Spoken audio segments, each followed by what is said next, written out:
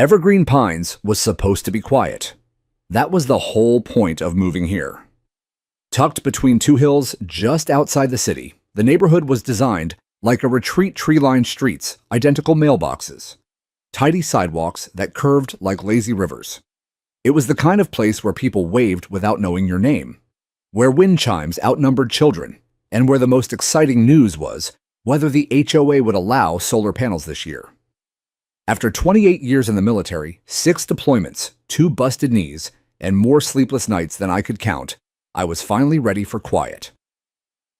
My name is Daniel Hart. I bought my house at the end of Cedar Hollow Lane, right where the street dead ends into a small grove of pines. No traffic, no noise, just peace. At least it used to be. Then came the man in the uniform. I remember the first time I saw him. It was early spring. I was sitting on my porch, coffee in hand, watching the robins hop across my lawn, when a white SUV rolled slowly down the street. It didn't look like a police vehicle, but it had a magnetic seal on the door that read HOA Security Division. That was odd. We didn't have a security division. Out stepped a man, tall, broad-shouldered, maybe late 40s, with military-style boots and a black windbreaker with enforcement stitched in yellow on the back. He had wraparound sunglasses, a crew cut, and an air about him that demanded attention. But what really caught my eye was the badge. He wore it clipped to his chest like a real law enforcement officer, silver, circular shiny. Not a laminated HOA ID, not a name tag, a badge. He walked like he was on patrol, stopping in front of driveways, scanning the street. At one house, he knocked and spoke with a woman for nearly 5 minutes. She looked confused, even frightened, before hurrying inside and shutting the door. I stood up and walked to the edge of my yard. "Morning," I said, keeping my voice level. He turned to me slowly. "Morning, sir. HOA Compliance Patrol. You with the HOA board? I'm with HOA Enforcement," he replied, tapping the badge with 2 fingers. "Just ensuring neighborhood code adherence." He said it like it was a job title, like it meant something official. "Got a name?" "Officer Travis," he said without blinking. "If you have any concerns, I suggest contacting the compliance chair. I'm just out here keeping people safe." Then he turned and walked away. No smile. No introduction. Just a command presence he hadn't earned. Something about it didn't sit right. I'd seen real authority before. Worn it. Issued it. This wasn't that. This was theater. But it was convincing enough that people didn't question it. That same day, a notice appeared on the HOA bulletin board at the community center. New HOA Safety Initiative. We're proud to introduce Officer Travis, who will be volunteering with our neighborhood safety program to ensure Evergreen Pines continues to be a model community. Please cooperate with any compliance checks or vehicle assessments conducted during routine patrols. No explanation of what vehicle assessments meant. No signature from the HOA president. Just the board seal and a poorly formatted PDF. I asked around. Most people assumed he was legit. "He's from the board, I think," said Mrs. Ellen Jensen, "or maybe a retired cop." Either way, he seemed serious. Serious was one word for it. Over the next few weeks, he was everywhere. He parked his SUV diagonally near intersections, pacing slowly with his arms crossed behind his back like a drill sergeant at inspection. He stopped dog walkers, asked for their leash length. He knocked on doors to issue verbal warnings about lawn height and unapproved window curtains. He even started directing traffic. I watched one afternoon as he stood in the middle of the street during school pickup waving cars like he owned the road. And no one questioned it. They obeyed. Because of the badge. Because of the sunglasses. Because of the tone in his voice. That tone, that subtle threat of consequence. I tried to bring it up at the next HOA meeting, but the chairwoman, Denise Whitmore, brushed it off. "Travis is just trying to help," she said. "We've had more complaints about package thefts and strange vehicles lately. He's adding a layer of visibility. Does he have any actual authority?" I asked. "Well, no, he's a volunteer. But he's very passionate." Passion wasn't the issue. Pretending to be a law enforcement officer was. I didn't press further, not yet. But I started paying attention. I began writing down his license plate. noted what times he passed which homes, marked what kind of warnings he gave and to whom. Patterns emerged. He targeted the vulnerable, the elderly, the single moms, the new residents unfamiliar with HOA procedures, people who wouldn't fight back, people who saw a badge and shut up. He never bothered me directly, maybe because of the way I looked at him, maybe because of the faint scars on my arms, or the way I stood when I questioned him, but he always looked uneasy around me. And that's when I knew. He wasn't just pretending. He was afraid someone might eventually call his bluff. The badge was his armor, but it was also his weakness because I'd seen real ones, and his didn't shine quite right. It was too clean, too generic, no jurisdiction name, just a star and the word enforcement. One night I searched online and found the exact model, $39.95 from a tactical gear website that also sold novelty vests and do not cross tape. That was it. That was the moment everything changed. Because now I had proof, and I had a plan. After I confirmed where the badge came from a cheap knockoff website filled with security cosplay gear, it became impossible for me to unsee the fraud. But most of Evergreen Pines didn't know. They didn't want to know. Because what Travis wore wasn't just a prop. It was power. And for a long time, no one wanted to confront what that meant. Within days of his appointment, Travis transformed from a volunteer into something far more dangerous, a self-declared authority figure with a badge that looked official enough to stop people cold. And in a place like ours, where most folks just wanted to keep their lawns tidy and their heads down, that was all he needed. He didn't scream. He didn't chase people. He didn't have to. He just appeared. And people obeyed. I watched it happen over and over again. On Thursday morning, I saw him stand at the edge of Mrs. Clara Cowell's driveway, a widow in her 80s waving her down as she returned from the grocery store. I could only hear part of the conversation, but I didn't need the whole thing. "I'm going to need you to reposition your bins," he said. "But it's pickup day," she replied. "They're right where they always go. They're too close to the sidewalk," he countered. "You're in violation of Section 4C. I'd read the HOA bylaws." There was no Section 4C. But she didn't argue. She apologized. Apologized for following the rules for not knowing the ones he'd made up. The next morning, she had moved her trash bins back by nearly 2 feet. Then there was the Alvarez family 2 doors down. Their teenage son, Mateo Alvarez, had just gotten his license. Nothing fancy, a used Camry with a few stickers on the back. Travis left a warning slip on their windshield. Vehicle must be parked at least 6 feet from all mailbox clusters. Repeat violations will result in formal citation. Again, no such rule. But when I knocked on their door and asked about it, Mrs. Sophia Alvarez looked nervous. "We thought it was from the HOA," she said. "We don't want trouble." "Did you pay anything?" I asked. She hesitated. "Not yet. But he said if we didn't comply, the fines would increase." Fines. He was speaking in the language of power, the kind of language people only recognize from those who've been granted permission to use it. And that's what made him so effective. He didn't have to scream or threaten or chase. He had the badge. And the badge, real or fake, was enough to make people believe. Soon a pattern emerged. Each week, he became bolder. He started issuing printed notices of infraction. They looked like parking tickets, carbon copy slips with blank fields for date, time, address, and type of offense. The font was in all caps. The footer included the phrase, "Filed by Evergreen Pines, HOA Compliance Officer." The problem, there's no such title. Not in our bylaws. Not anywhere. But the paper looked official, and the badge always clipped, always polished, made it real enough to trigger fear. People began whispering about him in hallways, across hedges, during brief grocery store conversations. "Did you hear about what happened to the Carsons? Travis gave a fine to that new couple for having a welcome mat.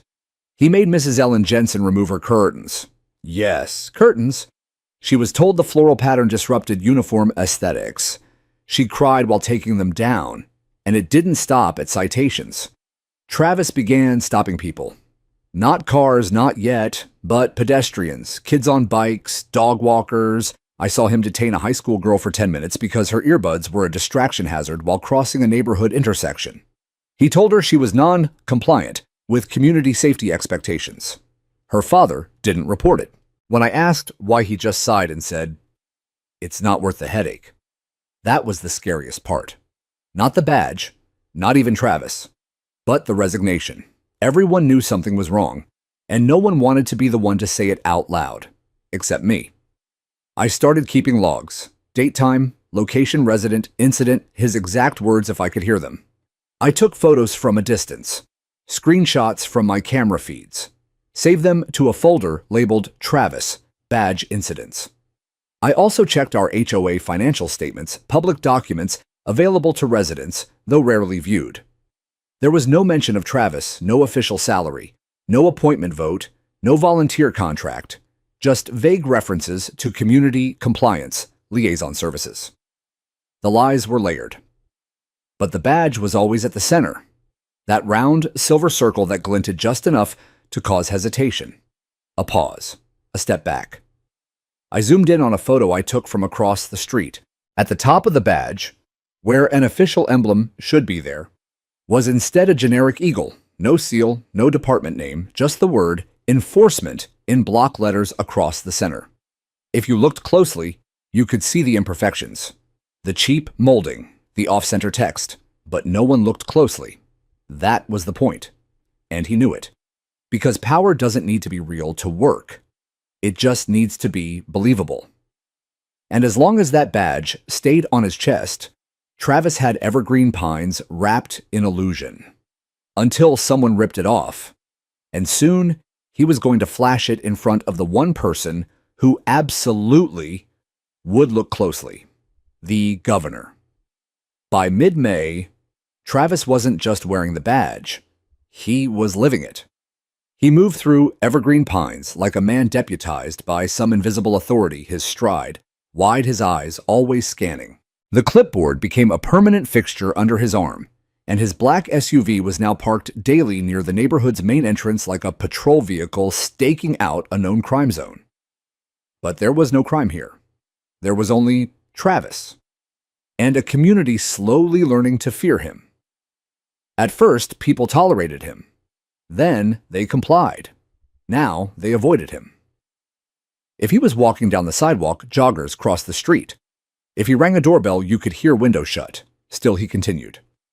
And with each passing day, his action shifted from passive suggestion to outright coercion. Take the levies. They'd only moved in 3 months ago. Young couple expecting their first child. One morning, I saw Travis standing in their front yard, speaking to Mrs. Emily Levy while she watered her plants. He wasn't asking. He was pointing. Later, she told me what he said. He told me our baby swing, which wasn't even installed yet, wasn't pre-approved, that it might require site inspection before use. "Did you say anything back?" I asked. "If that was a real policy?" She said, eyes wide. And he said, "Ma'am, I wouldn't question compliance protocol if I were you." She moved the swing into the garage. Then there was the mailbox purge. I almost didn't believe it when I saw it. Travis walking house to house, measuring the distance between each mailbox and the curb with a laser tape. Any box more than an inch outside his guideline range was tagged with bright orange stickers labeled non-compliant. It looked like a crime scene. I peeled one off my neighbor's post to inspect it. At the bottom, in fine print, it read, "Subject to $70 visual penalty. HOA Code 7A. We didn't have a Code 7A. But again, no one checked. People just started repositioning their mailboxes. And not just the new residents. Even the retirees. Even the veterans. Because Travis didn't yell. He didn't break windows. He just held up the badge spoke in clipped sentences and made everyone feel like the law was already against them. He also started collecting payments, not through HOA channels, not online, in cash. He'd tape envelopes to front doors labeled Infraction Payment Request with a return address that simply read Community Enforcement Desk. I confronted Denise Whitmore about it. She blinked at me like I'd accused her of murder. That's not supposed to happen," she stammered. "I mean, if anyone is collecting money, it should be going through our normal billing software." "Do you know how many people have paid him?" I asked. "No," she admitted. "Do you know how many of those citations were legitimate?" She didn't respond. Travis had bypassed the board. Or worse, some of them had quietly encouraged him to act on their behalf, so long as it kept the community in order. It was the oldest pattern in the book: delegate the discomfort to someone else, and you get to keep your hands clean. But the impact was real. Kids stopped riding their bikes on the sidewalk.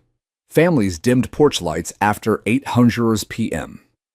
Even dogs were walked on tighter leashes, shorter routes. And those who didn't comply, they got visits. One Sunday afternoon, I watched as Travis approached the home of Mr. Anil Patel, an engineer, father of two, and one of the few people who had asked questions publicly. Travis knocked once, twice. When the door didn't open, he crouched and slipped a folded piece of paper into the door frame. Then he stood in front of the security camera and spoke directly to it. "Consider this your final notice." I was watching my own monitor as it happened. My house is across the street. I recorded it. Mr. Patel later told me the notice included a warning about civil escalation and a reference to a compliance hearing. We don't have hearings in Evergreen Pines. There's no tribunal, no court. Just a volunteer board that can't even agree on which mulch color to recommend. But Travis didn't care about procedure. He cared about perception. Because he understood something most of us had forgotten: people don't obey power. They obey the appearance of power. And a badge, even a fake one, was enough, especially when no one dared challenge it. By now, I had a dozen folders of video evidence. Photos of Travis writing citations, clips of him giving orders, screenshots of his bogus infraction slips, recordings of conversations where he quoted rules that didn't exist. But none of it mattered yet. Because as long as he stayed small, as long as he only harassed us, the outside world wouldn't care. But Travis wasn't going to stay small. He couldn't. He'd tasted the rush of fear in people's eyes. He'd seen homeowners step back when he flashed that shiny circle. He believed it made him untouchable. And the scariest part, he wanted more. That's when I heard the news. A mass email from the city planning office. Subject line: upcoming visit Governor Klein to tour suburban environmental zones. And there it was, buried halfway through the announcement. Governor Robert Klein will pass through Evergreen Pines on June 4th at approximately 10:00 a.m. as part of his regional sustainability review. It was official. The governor was coming. And Travis would be waiting, with his clipboard and his badge, and the illusion of authority he'd built one lie at a time. I leaned back in my chair, staring at the timestamp on the city memo, and I knew exactly what I had to do. I'd been watching Travis long enough to know when something shifted in his behavior, and after the governor's visit was announced, he shifted. It wasn't just the extra patrols or the louder tone in his voice. It was something deeper, a gleam in his eye. The way he kept checking his reflection in the window of his SUV, adjusting the placement of the badge on his chest with surgical precision. He was preparing, and it wasn't for us anymore. It was for them, the city, the cameras, the governor. There was something about the word governor that triggered him. I'd seen it before in men like him, men intoxicated by control, obsessed with image. They crave legitimacy, and when real authority gets close, they either back down or double down. Travis was doubling down. The weekend before the visit, I watched as he changed the signage on his SUV. The old HOA Security Division magnets were replaced with new ones that read Residential Enforcement Officer in gold lettering. He'd even added a pair of flashing amber lights to the roof, small enough to avoid suspicion at a glance, but big enough to make a statement when turned on. That same night, he erected a fold-out barricade at the main entrance to the neighborhood. It looked like something you'd see at a county fair: plastic barriers, a couple of cones, and a folding table, draped in a navy blue cloth. On the cloth, a patch with the word Enforcement Zone Alpha. The next morning, my neighbor Tanya Brooks texted me a picture. "You seeing this?" Attached was a photo of Travis taping laminated sheets to the barricade. All vehicles subject to random inspection during dignitary presence. By order of HOA Enforcement Authority. The grammar alone was enough to make me laugh, but the threat underneath was chilling. Travis wasn't just escalating. He was fabricating a security protocol that didn't exist in any legal document, HOA charter, or civil ordinance. I knew exactly where this was heading. He wasn't just going to stand by when the governor's convoy came through. He was going to stop it, or at least try. I opened my laptop and checked the camera network I'd built over the past few months. 10 feeds, motion activated, full coverage of both main entrances and every turn along Cedar Hollow Lane. I clicked through each stream, checking battery life and angles. I then opened the folder I'd labeled Travis Badge Archive. 87 files, each one named, tagged, and time-stamped, each one cataloging a moment when he overstepped, intimidated, or impersonated. But something still bothered me. The badge. Even after weeks of watching him, I had never seen it up close. I had photos, yes, but only from a distance, zoomed-in screenshots grainy in the fine details. I needed to see it, the engraving, the number, if there was one, any seal or insignia. I needed undeniable proof that it wasn't just a fake, but that it had been used as part of a deliberate deception. So I made a decision. I was going to get close. That afternoon, I walked down the street during one of Travis's patrols. He was standing near the mailboxes, arms crossed, clipboard tucked under one arm. I approached casually. "Hey, Travis," I said. He turned, nodded once. "Afternoon. You know, I said I served in the Army Police Corps, retired as a master sergeant, spent a few years attached to federal task forces. Your badge? What's it from?" "It looks familiar." He hesitated. Just for a second. Then he touched it, fingers brushing across the front like it was sacred. "Private enforcement credential," he said, "issued through a partnership with HOA security compliance organizations. It's recognized under municipal advisory jurisdictions." That was a word salad of nonsense, and he knew it. But I didn't flinch. I just tilted my head. "Mind if I take a look?" It's been a while since I've seen one up close. He stared at me, long enough to make it uncomfortable, then gave a tight smile. "Sorry. Policy says I keep it on person." Policy. From where the fantasy world of neighborhood tactical command and still the reaction told me everything I needed. He was hiding something. And if he was hiding the badge, then he knew, even if only subconsciously, that it wouldn't survive scrutiny. Which meant that if he did flash it at the governor's team, it wouldn't end in nods and salutes. It would end in handcuffs. That evening, I met with two other neighbors, Stan Carter, who worked in IT compliance, and Rachel Torres, who had once managed VIP security at a local arena. We gathered in my garage, reviewing the footage, discussing plans. "Do we call the police before it happens?" Rachel asked. "We don't have proof of intent," I said. "All we have are signs. Paranoia won't help us, proof will." Stan leaned forward. "So we wait. We watch," I said. "We record everything. From the moment the motorcade enters the block.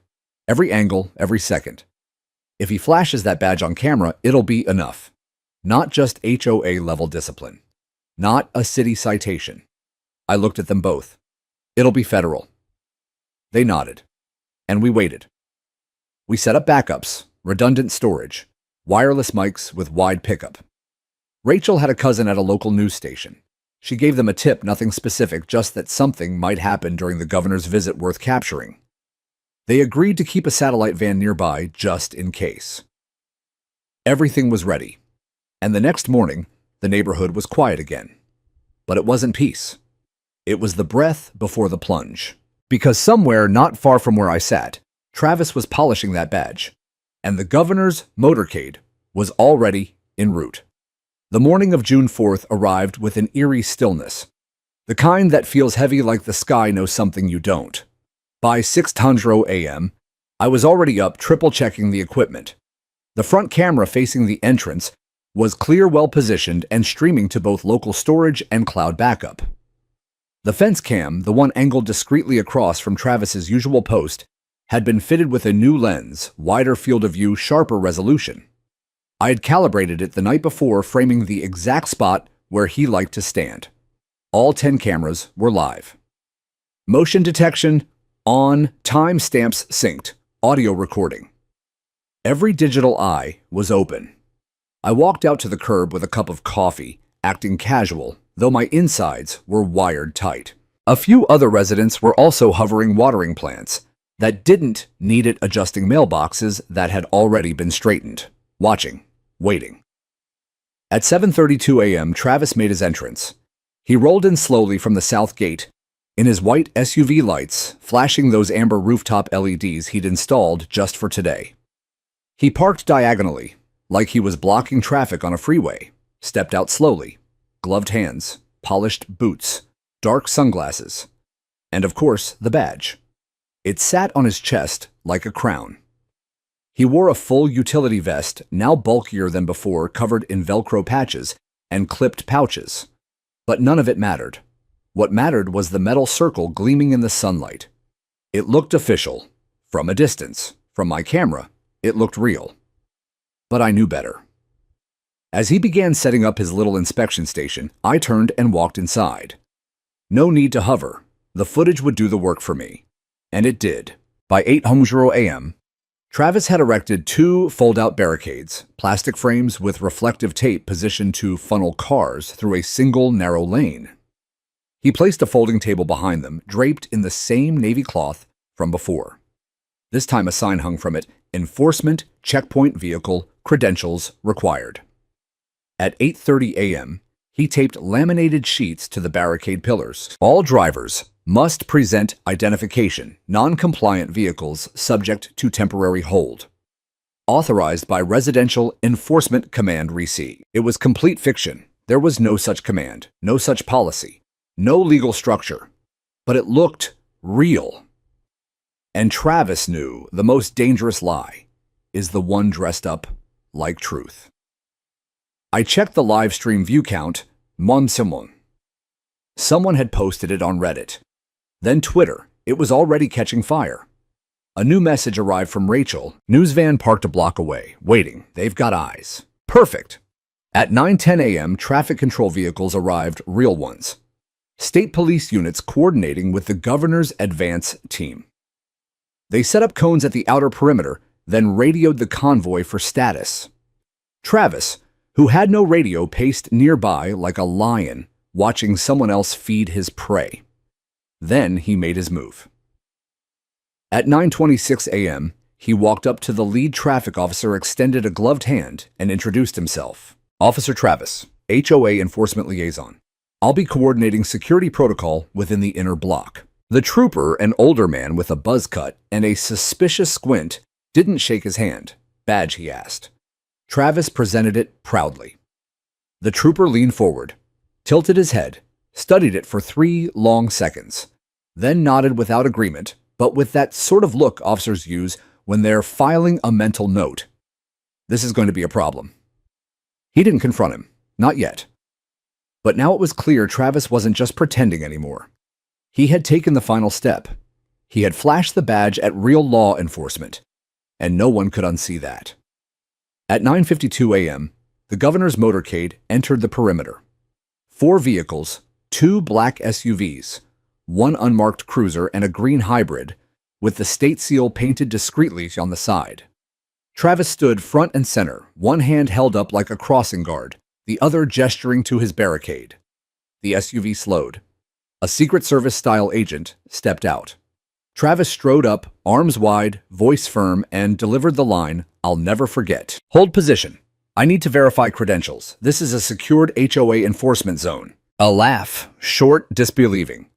The agent's brow furrowed. "Excuse me," he said.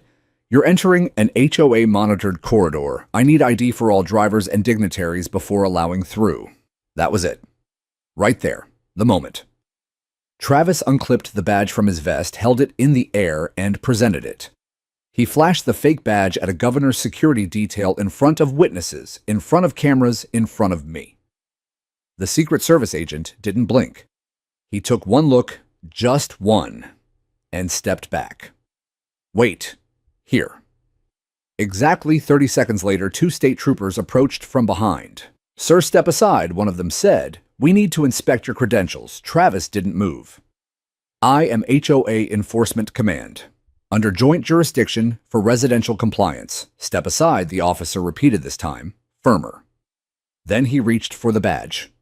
Travis resisted just for a second. A brief flinch, a reflex. A moment where he realized what was happening and that it was too late to stop it. The badge was stripped from his chest. "Turn around," the trooper said. "Wait, I'm within community authority." He was already being cuffed. One camera zoomed in. Another caught it from behind. The badge hit the pavement with a hollow clink. And just like that, the illusion shattered. The convoy resumed. The barricades were kicked aside. Travis was loaded into the back of a cruiser shouting something about charter codes and unified compliance structure. Nobody listened. Because there are no charter codes in federal criminal court, and there is no compliance structure that protects you when you impersonate law enforcement in front of the governor of the state. My phone buzzed. Stan Carter, from Channel 9. Got it. We're running the story in 45 minutes. You're a damn legend. I stood on my porch, watched as neighbors emerged, some laughing, some just stunned. And in that moment, I realized it had all been recorded, all of it, not just for evidence, but for history. By the time the last black SUV rolled past the gates of Evergreen Pines, the entire neighborhood had transformed into something else, something between a courtroom and a film set. The governor's visit had originally been planned as a routine sustainability stop, part of a suburban outreach tour. Nothing dramatic, just a scheduled pause at the community park to meet with environmental consultants, pose for a few photos, maybe smile with some kids next to the new solar panels funded by a state grant. But now it was a crime scene, and the whole thing had been broadcast live. Governor Robert Klein never even got out of the car. His aide issued a statement 2 hours later, dry and firm. Today, during Governor Klein's scheduled visit to Evergreen Pines, an individual unlawfully impersonating a public officer attempted to conduct a security stop. State authorities intervened immediately. We are cooperating fully with the Department of Justice and local law enforcement as they proceed with the investigation. The phrase that stood out wasn't impersonating or unlawfully, it was Department of Justice. This wasn't just neighborhood drama anymore. It had gone federal. But in Evergreen Pines, things were quieter than you'd expect. There were no helicopters, no SWAT teams, just a subdued tension that hung in the air like heavy smoke after a fireworks show. Most people didn't know what to say. They stood in their yards or near the community mailboxes, watching the troopers take down the last of the barricade signs. The fake badge now tagged and bagged as evidence was gone. So was Travis. What remained was the shock, the embarrassment, and the slow realization that something had fundamentally broken in the way this place had been run. That afternoon, I received a call from a friend of mine, John Ramsey, who worked in a regional federal prosecutor's office. We'd served together in Kabul back in '08. He was brief. Your HOA cop's going down hard. I didn't ask how he knew. He continued 2 counts so far. Impersonating a federal officer during the approach of a government motorcade, that's a felony under Title 18. And obstruction of official proceedings. That's before we even get into the false citations, extortion, or misuse of authority. I asked what the penalties looked like. Minimum 3 years if they don't cut a deal. Could be 10 years. For a fake badge. He added, your videos are being reviewed as primary evidence. Nice work. I thanked him, hung up, sat very still. Because I didn't feel victorious. I felt tired. And strangely, I felt bad. Not for Travis, but for the fact that it had to get this far. That no one, especially those in the HOA, had had the courage to speak up sooner. That the illusion of authority could go unchecked for so long that it required the governor of the state to be present for anyone to care. Pause ones. That evening, the board called an emergency community forum. They tried to keep it low-key, but everyone showed up. Not because they believed the board would make things right, but because they needed to see each other. To look around and remember who they were before a man with a $39 badge made them all forget. Martha Evans, the HOA vice chair, stood at the front of the rec center with shaking hands. We didn't know, she said. But someone from the crowd interrupted. You did, and another you posted his announcements, a third voice. You told us to obey him. She looked at me, and I looked back, calm, expressionless. No rescue, no excuses, just a camera on a tripod recording every word. Martha took a breath. We failed. There it was, 3 words.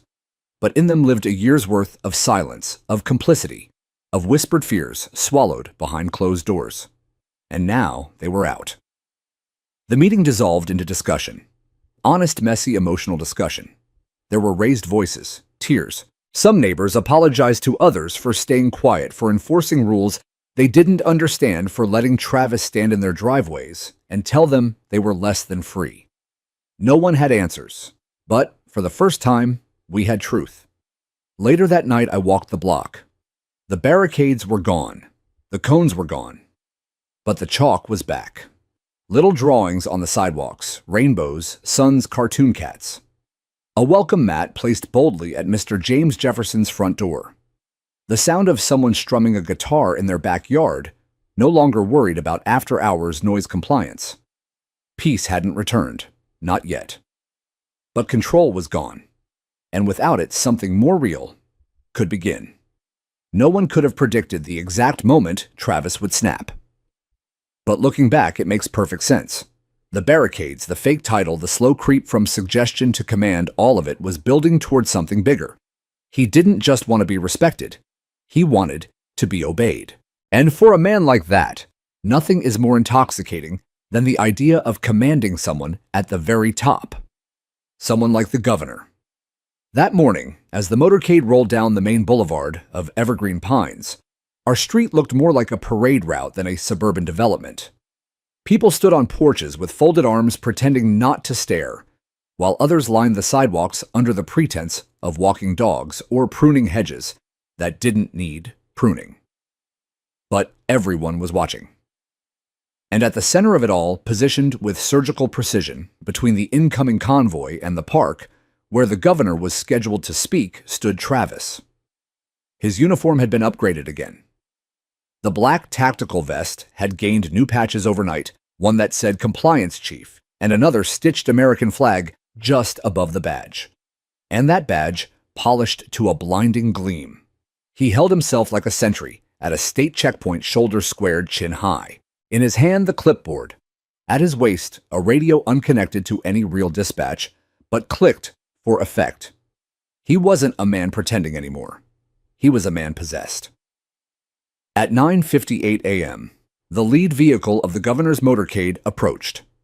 A black SUV with government plates, followed by a sedan bearing the state seal. Behind them, a cruiser and a support van with two plainclothes officers riding shotgun. Travis stepped directly into their path. One gloved hand, held high, the other resting near the badge, clipped to his chest. The SUV slowed. A Secret Service-style agent rolled down his window. "Step aside, please." Travis didn't flinch. "This is a secured residential enforcement zone," he declared. "I need visual confirmation of driver and passenger credentials before you proceed." The agent blinked. "You've got to be kidding." Travis, dead serious. "This is standard protocol during high-level transit through HOA-governed areas. I'm acting under Section 8 of our compliance charter." There is no Section 8, but he said it like gospel.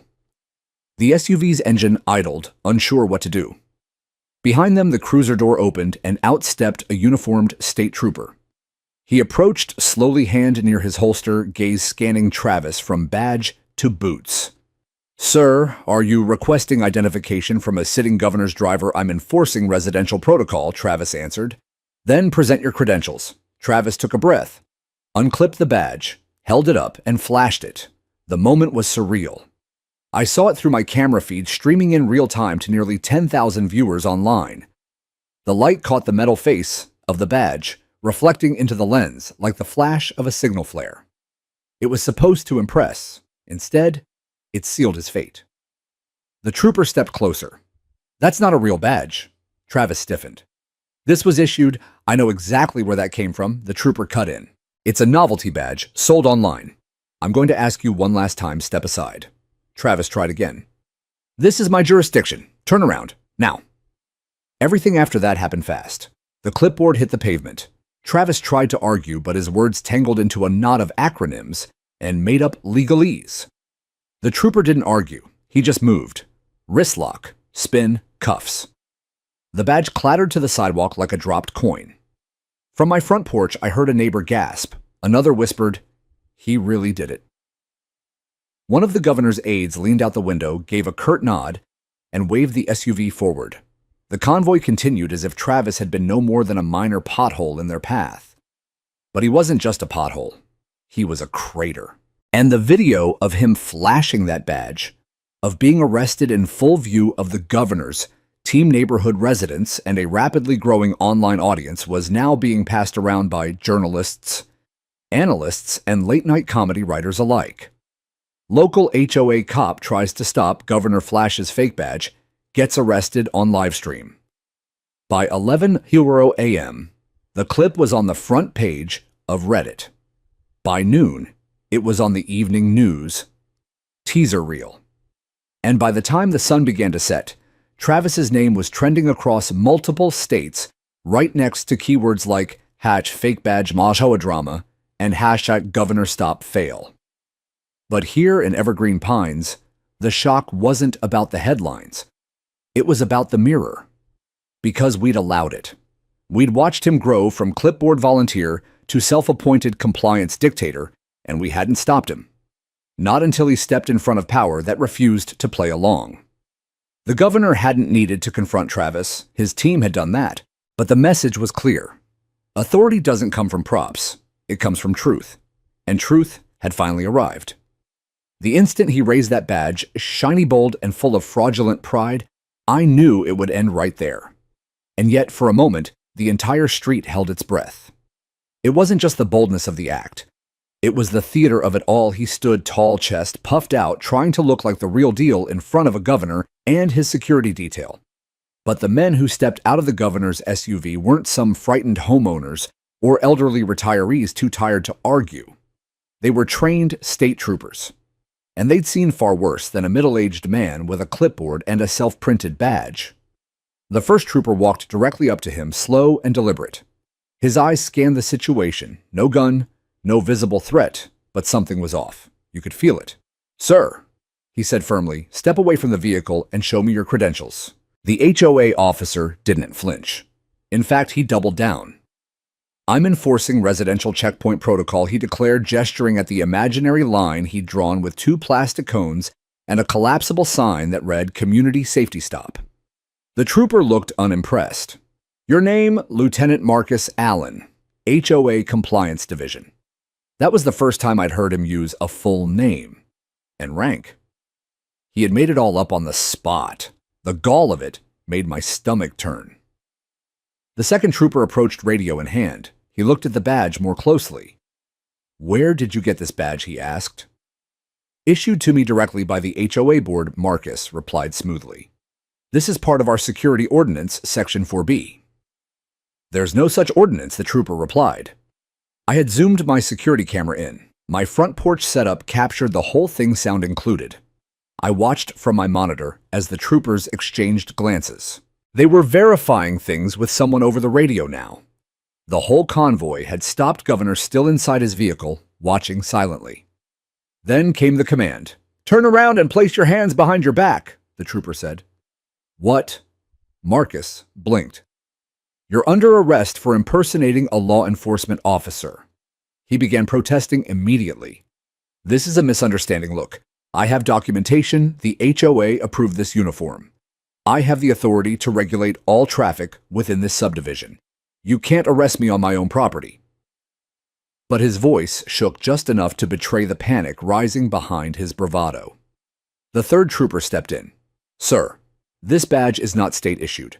You are not a licensed security officer. You have no legal jurisdiction to detain, interrogate, or block government vehicles." They didn't shout. They didn't tackle him. They simply surrounded him, disarmed him of the walkie-talkie, removed the badge, and read him his rights, calm, professional, and clear. "You have the right to remain silent." But Marcus didn't remain silent. Not even close. He began spewing HOA jargon, half-legal terms he'd probably pulled from internet forums: community charter, residential sovereignty, local enforcement privilege. The troopers weren't having it.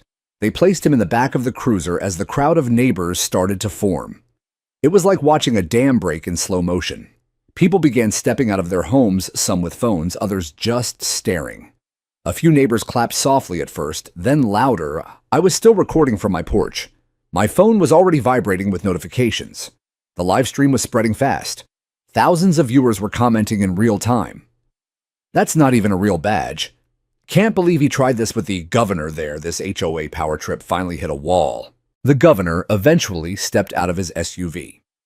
He stood tall, composed, and nodded at the lead trooper before turning to the gathered residents. "I want to thank you for your vigilance," he said. "No one is above the law, especially not in uniform." That line would later become the headline of every local outlet that evening. By nightfall, the footage was on every news site: CNN, NBC. Even local blogs had clips running with glowing headlines: "Fake HOA Cop Arrested in front of Governor during surprise visit."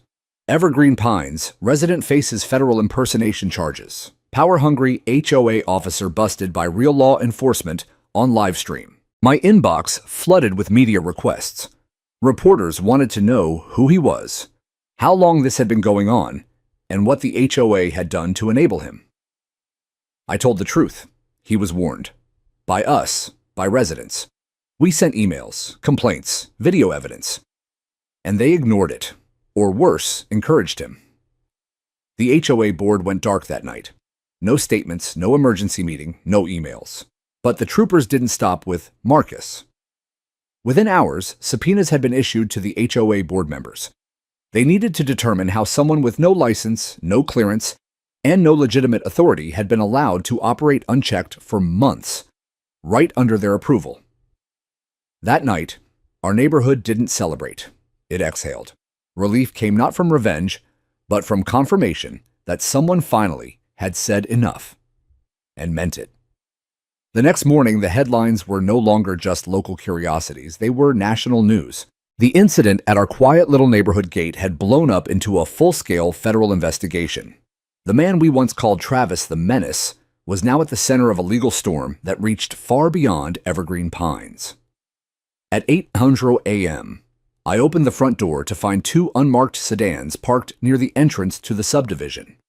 Men in dark suits were already speaking with residents, including old Mr. Henry Hargrave, who'd once been threatened with compliance fines for having a flag too close to the sidewalk. Now the Department of Justice wanted his statement. Martin Kellerman, whose real name it turned out was Martin Kellerman, had a history. He wasn't just a HOA board member who'd taken his role too seriously. No, Martin had been dishonorably discharged from a short stint as a private security contractor after repeated violations of conduct. He'd floated between security jobs for years, none of which lasted more than 6 months. Then he moved into our neighborhood. And for some reason, maybe boredom, maybe resentment, maybe something darker, he found a way to insert himself into power.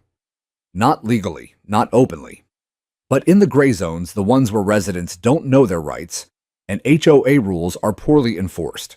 But now that gray had turned black and white. He was being charged with impersonating a federal officer, obstruction of an official government process, illegal detainment attempt, use of false credentials to influence public behavior. Each charge carried serious weight. Alone, each might have earned a fine or probation. But together and under the spotlight of a national scandal involving a state governor's convoy, it was different. Martin's attorney appeared briefly on television, issuing a vague defense. My client believed he was acting in the best interest of neighborhood safety and did not knowingly misrepresent his authority. It was a weak defense, especially when there were videos mine, and others of him proudly declaring himself the last line of order in Evergreen Pines. The HOA board tried to distance themselves, but it was too late. Emails leaked, meeting minutes surfaced, and in several of those, Martin's security efforts were discussed openly. One board member had even written, "If Marcus wants to keep the riffraff in line, let him. At least someone's doing the work." That line was repeated on every cable news channel for a week. Residents began organizing, not in whispers like before, but in emails, petitions, and conference calls. A group of us formed a committee to demand the immediate resignation of the entire HOA board. We called for an emergency town hall backed by signatures from more than 60% of homeowners. To their credit, or maybe in desperation, every board member except one resigned within 72 hours. The remaining member, Carla Nguyen, stood before us at the meeting, hands trembling slightly, but voice clear. I didn't agree with his actions. I spoke out, but I was voted down. I stayed because I wanted to fix it from the inside. And now I'm staying to help clean up the mess.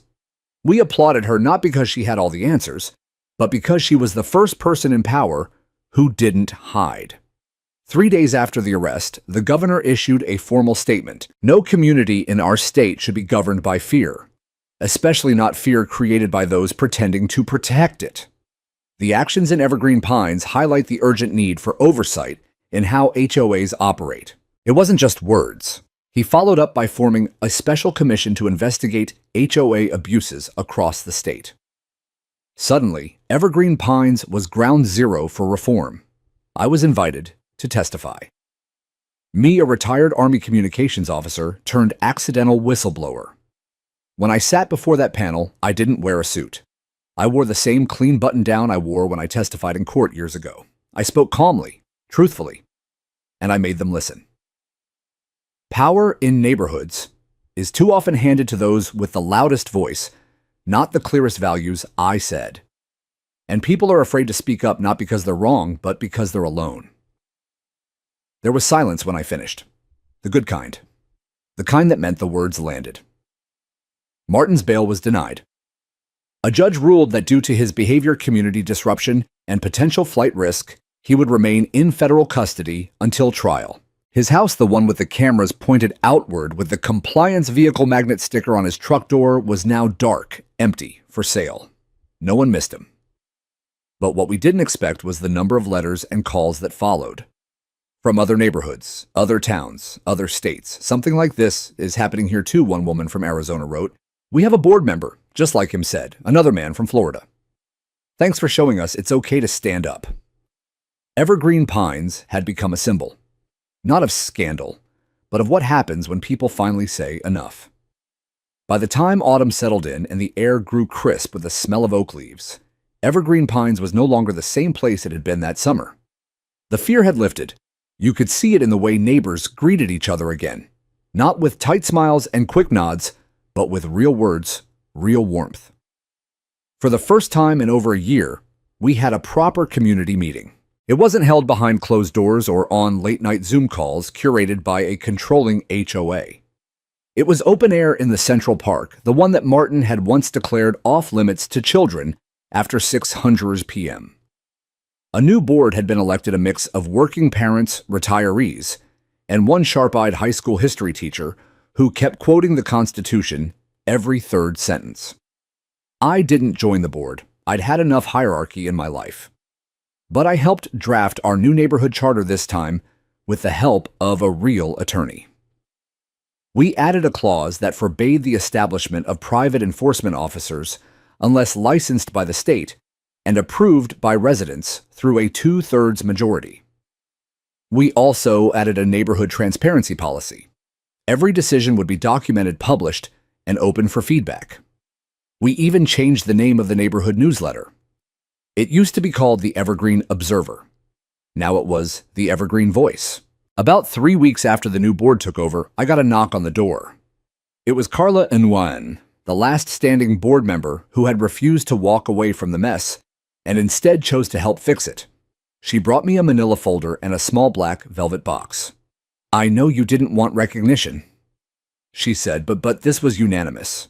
Inside the folder was a certificate, plain simple and signed by every new board member. In recognition of your courage, vigilance, and commitment to justice and community integrity, Evergreen Pines acknowledges Daniel Hart as an honorary guardian of the neighborhood. I laughed at the title, Honorary Guardian. You make it sound like I'm Batman. Carla smiled. Well, you did take down a fake cop on live television. That counts for something.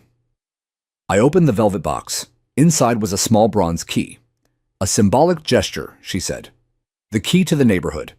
I kept it on my mantle next to my Army retirement plaque. The trial date for Martin, no longer Lieutenant Marcus Allen, was scheduled for early spring. He was facing multiple federal charges, but also several civil suits from homeowners. I testified again, but this time as one among many. Families, seniors, even young couples. Everyone had a story to tell. And through those stories, something became clear. Martin wasn't just an outlier. He was a symptom of a deeper problem, unchecked HOA power resident intimidation and a system that too often silenced the vulnerable while empowering the loudest. That trial sparked state-level reform. A new bill was introduced to regulate HOA enforcement procedures, prevent impersonation loopholes, and require third-party audits for HOAs above a certain size. Some scoffed at it, called it overreach. But for us, it felt like vindication. The governor even came back once, this time invited during a community celebration. He gave a short speech, shook hands with kids, and stood on the same patch of sidewalk where Martin had once raised his fake badge. "It takes courage to stand up when others stay silent," he said. And this neighborhood reminded our entire state what that looks like. I still walk the block most mornings, the same route, same houses. But I notice more now how many porch lights are on again, how many kids play in driveways, without glancing over their shoulders. I see Tanya Brooks trimming her rose bushes without fear of being sighted. I see Raj Kapoor installing solar panels without cryptic HOA emails warning him of visual disruptions. I see joy and peace, and people who finally understand that their voice matters even when it trembles. As for my cameras, they're still there. Not because I expect another impersonator to show up, but because I believe in something stronger now. Accountability doesn't begin with punishment. It begins with attention. And that's what I learned most from all of this. Not that one man with a fake badge can cause so much harm, but that one community, when awakened, can choose to never let it happen again. So I keep watching. Not from fear, but from a place of calm vigilance. Because peace isn't just something you're promised in the brochure. It's something you defend every day in small, quiet ways. And if you ever forget that, just ask the man who once flashed a fake badge at a governor. He won't be answering anytime soon.